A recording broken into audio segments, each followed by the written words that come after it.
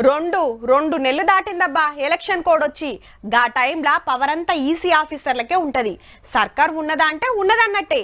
కొత్త పథకాలు పెట్టొద్దాయే, కొత్త నిర్ణయాలు చేయొద్దాయే, ఆఖరికి రైతు భరోసా పైసలే పోతే సుత ఆపేసే.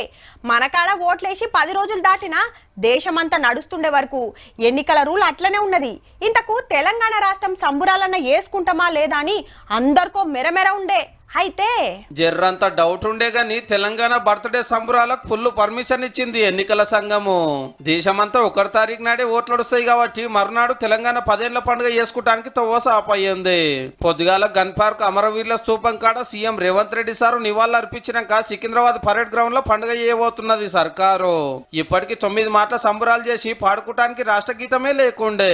గిట్లయితే ఎట్లని అందశ్రీ సార్ రాసిన జే జే హే తెలంగాణ పాటల మార్పులు చేసి కీరవాన్ సార్ తోటి పులు కొట్టించి తయారు పెట్టిరట. పండుగ నాడు వాడి పబ్లిక్ లకు ఇడిస్తారు అన్నట్టు. అట్లనే తెలంగాణ లోగో మారుస్తున్నారు కాబట్టి అది కూడా చూపిస్తుండొచ్చు. తెలంగాణ తల్లి కొత్త రూపం లగుపడబోతుంది.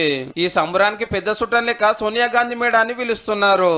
తెలంగాణలో ఉన్న ముఖ్యమైన వాళ్లకు, అన్ని పార్టీల ఎమ్మెల్యేలకు, కవులు, కళాకారులకు, పేరువైనోళ్లకు మతలబు పంపుతారట తప్పకుండా రావాలని. పాత సీఎం ప్రధాన ప్రతిపక్ష లీడర్ కేసీఆర్ సార్ ను కూడా పిలుస్తారు. మరి వస్తాడో లేదో గాని. గా దినంకెళ్ళి హైదరాబాద్ మన తెలంగాణకు మాత్రమే రాజధాని. ఇన్నేళ్లు 2 రాష్ట్రాల పొత్తులుండే. కాంగ్రెస్ గవర్నమెంట్ లో ఫస్ట్ది రాష్ట్రానికి 10వ కాబట్టి జూన్ 2 నాడు తెలంగాణ బర్త్డే సంబరాలు ధూమ్ ధామ్ ఉంటాయి ఎట్లయినా.